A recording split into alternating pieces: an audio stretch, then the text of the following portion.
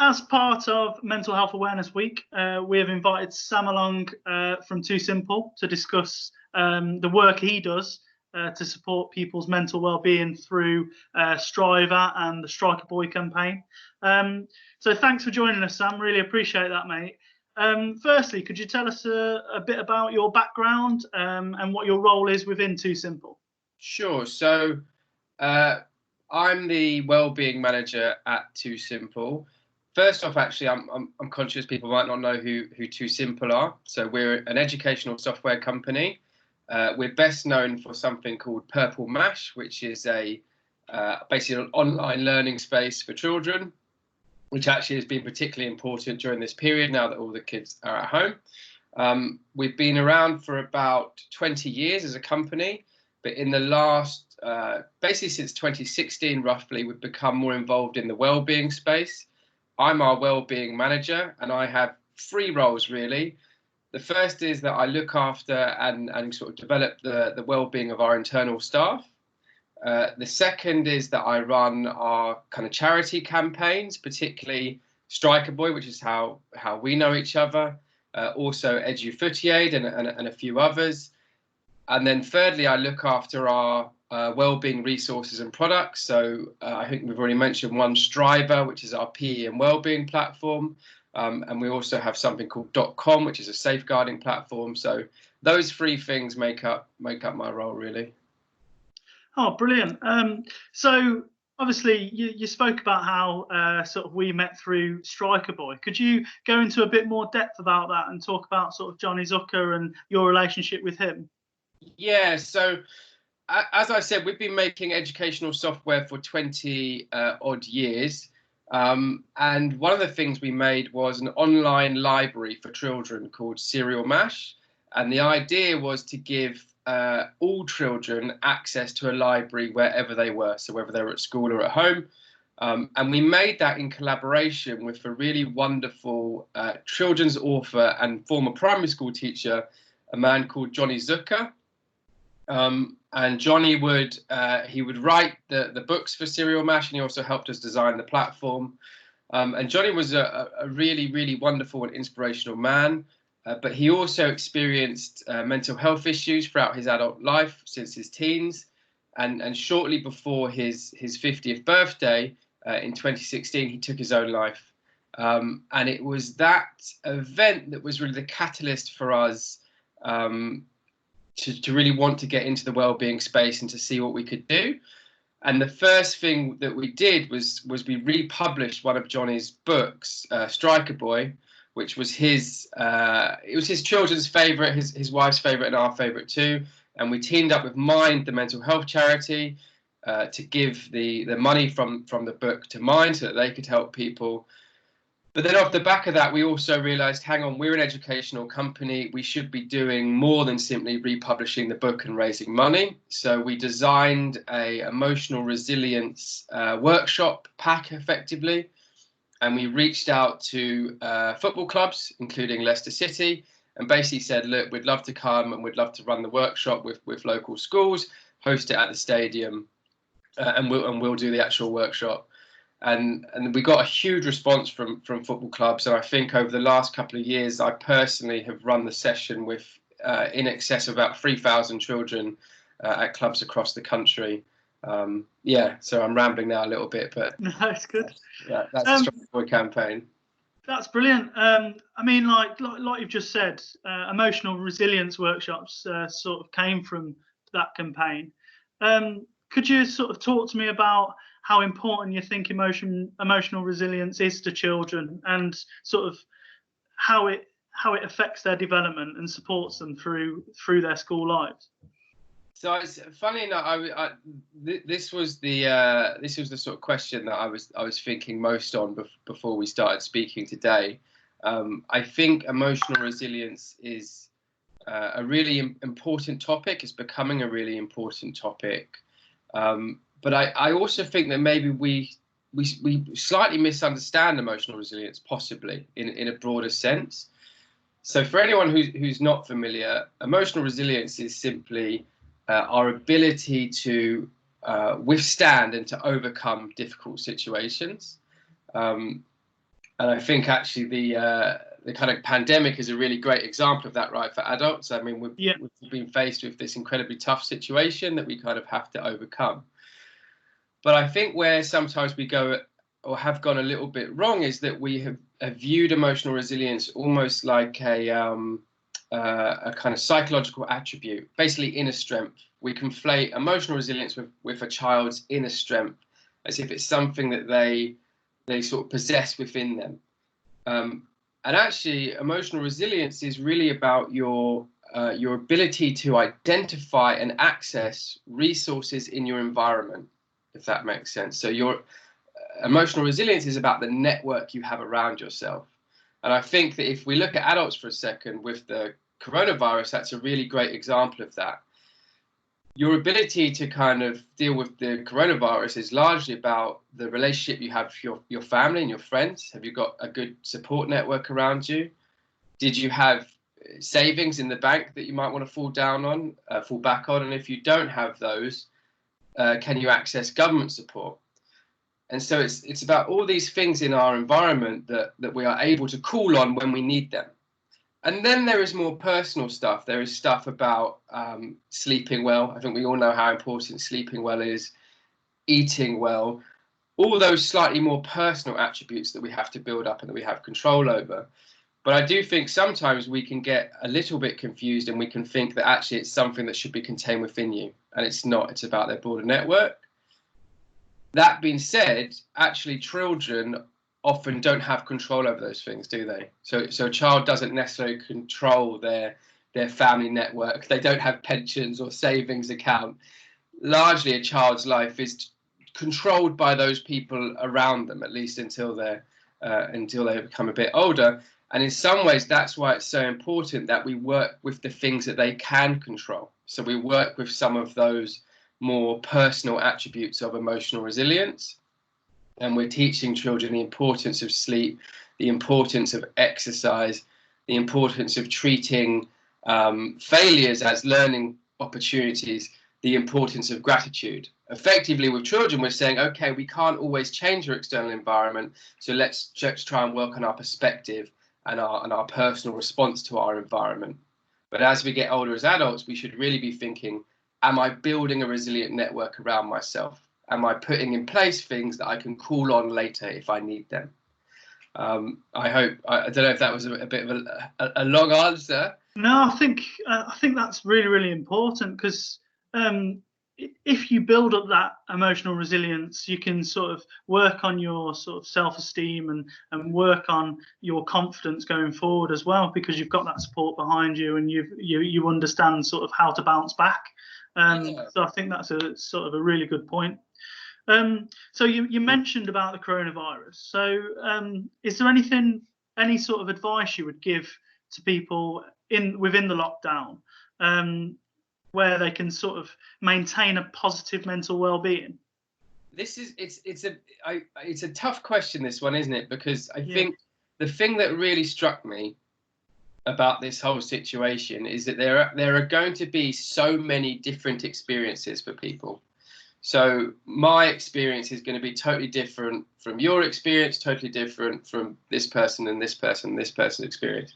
And I guess I just wanted to make sure that I was careful that any advice that I gave out was relevant to people in different situations. And by that, I mean, obviously, if you're, for example, if you're trapped in a household with an abusive partner, then me saying do some yoga becomes becomes a little bit trivial, whereas for other people that might be a really great idea. So I just want to caveat whatever I say with an understanding that it won't always be relevant for everyone. But certainly I think that the two things that have become most notable for me is one, just maintaining those connections with people. I think is so important, is making sure that you take the time to kind of speak to friends and family, whether that be within your household, but more importantly, outside that household. It's very easy when the physical network disappears for the network to disappear with it. And so I think we have to work extra hard to make sure we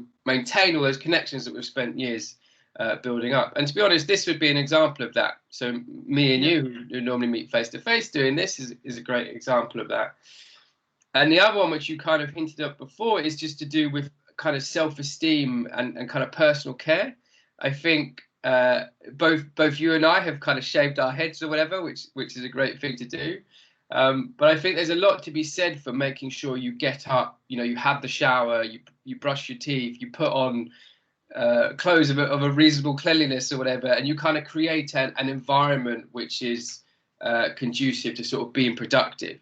I think that anyone who remembers being a teenager or whatever, it's very easy to sort of, not bother kind of getting dressed properly, and you can kind of fall into a bit of a kind of a negative spiral in that respect. So I think for me anyway, those are the two things that have been really helpful, but I'm sure there are loads of other things. What about you? Is there anything you've found helpful? I completely agree with what you said. I mean, one thing that I sort of found is actually usually I'm incredibly active. I'm always out delivering. I'm always sort of driving around, moving around, and then going from that to just being inside and sort of spending all day sort of on the laptop, and then breaking it up with exercise and breaking it up with communication with other people within the household. But it's a massive change, and it's sometimes difficult to adapt, isn't it? But I think I completely agree with everything you sort of have just said. It's different for different people, isn't it? And I think it's finding what works for you, isn't it? Yeah, I mean, I moved. I normally live in a flat in East London, and I actually moved back to my parents' house when the lockdown started because I didn't have any outside space, whereas my parents have a garden. I think for me that ability to access space has been huge. I'm not sure how I would have felt if I'd been in a flat that didn't have a balcony or anything. So it's so hard to speak on behalf of other people who are in so many different types of situations. But yeah, I guess if you go back to the kind of workshop that we do, I guess my advice would be to look at what lessons you can take from it or what positives you can take from it. That there are always going to be positives in any situation. I think for me personally, and I'm sure for many others, whilst this has been quite a traumatic experience, there have been loads of positives in terms of giving me time to spend with my family. I think I actually probably chat to my friends more now than I ever have done in the past. Not having the commute, kind of being able to actually sleep a bit better and feel a little less stressed. So I think it's about, okay, the situation is unchangeable, but what positives can I take from that, and taking time to think about what they are. Definitely, I completely agree with that.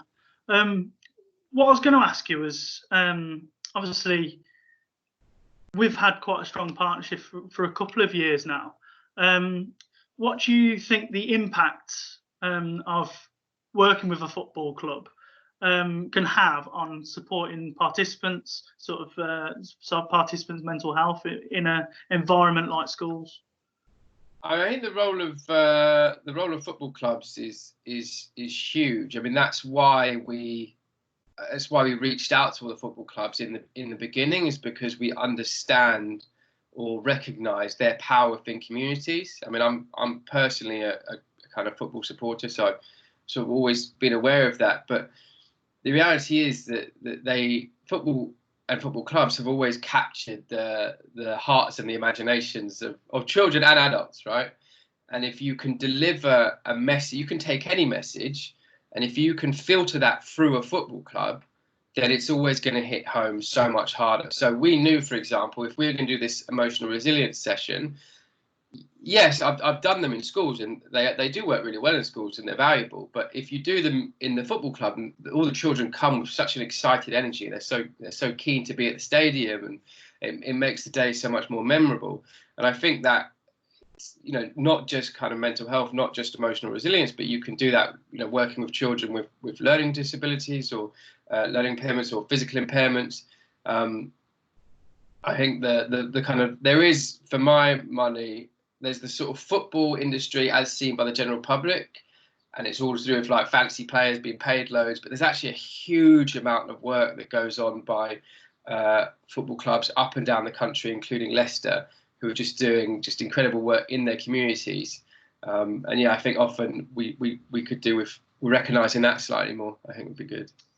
Yeah, I think it's really important to sort of understand the power of the badge.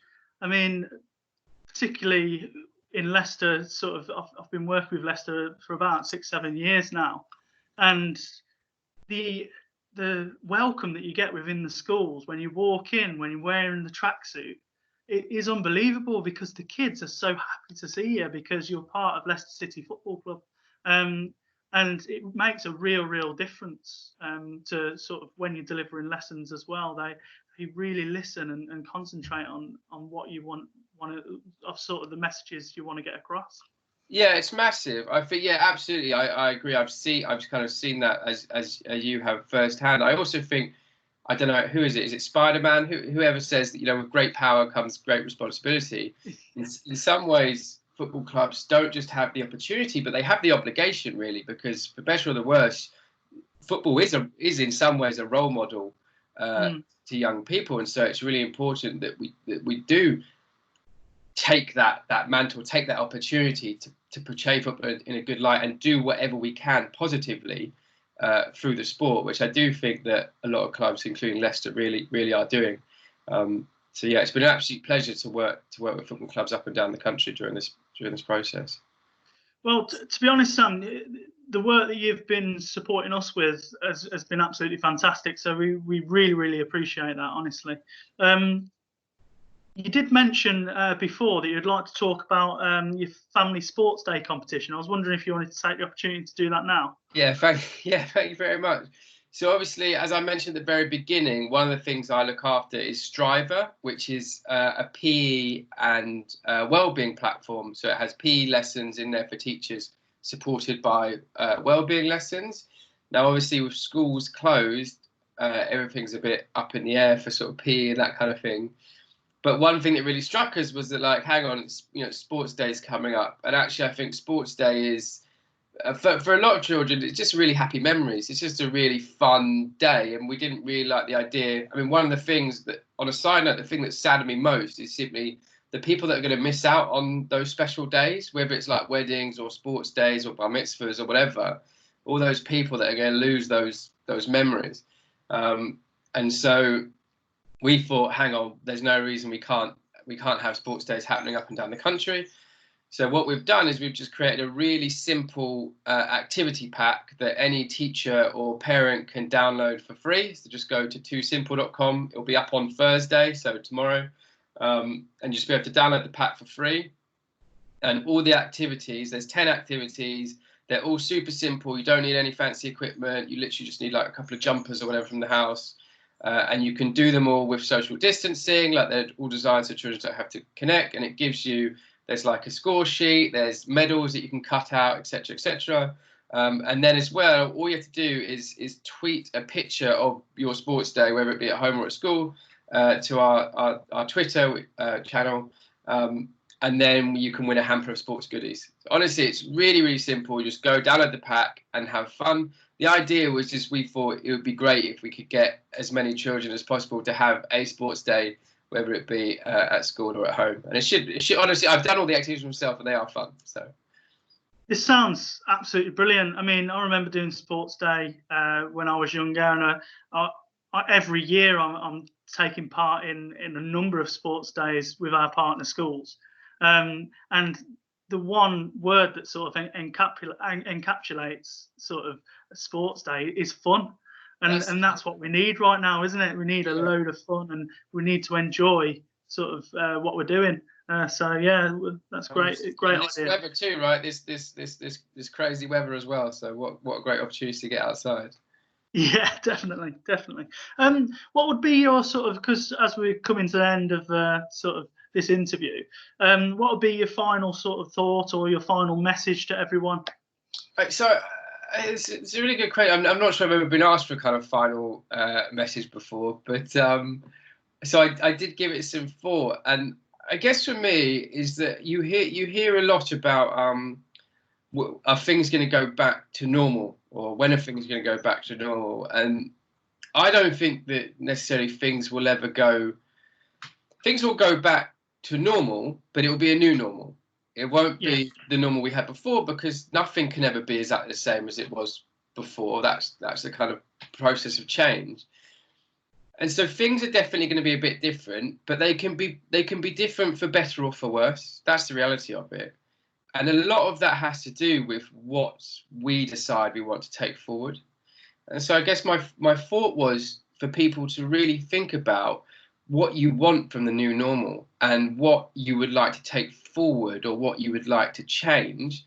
And that might be, I know there are it might be a really grand political restructuring that you might want to see, or it might be something really personal and simple. So to put that into perspective, for me, I got a secondhand bike. I was lucky enough to get a secondhand bike, and I'm going to try and cycle to work, for example, or just use kind of public transport less. And also, I'm probably just going to try and be more sensible with my money going forward. I know that sounds a bit silly, but and these are the kind of things that I want to take forward into the new normal. So focusing more on my kind of friends and family, less on the stuff that I have, and cycle my bike more. And just for each person to think, what would I like from the new normal? And then hopefully out the back of this, we do come forward with some positives and a slightly better society than we went in with. Brilliant. I think one thing I've learned from you is maybe the emotional journal that you told us about before. I keep one of those, and every day I always sort of write down 3 positive things that have happened to me, or that I'm grateful for sort of during that day, and it's really sort of made me feel positive, and it's made me feel sort of happy sort of at the end of the day, and set for the next sort of day. Those the gratitude journals are brilliant. So sort of just going back to retouch on what we spoke about earlier, and we were talking about how with children, they can't necessarily change their environment, and actually sometimes as adults we can't always change our environment, like coronavirus, for example, but we absolutely can change the way that we view our environment. And gratitude is such a massive part of happiness, to be honest. Is stop focusing on how much you don't have and focus on the things that you do have.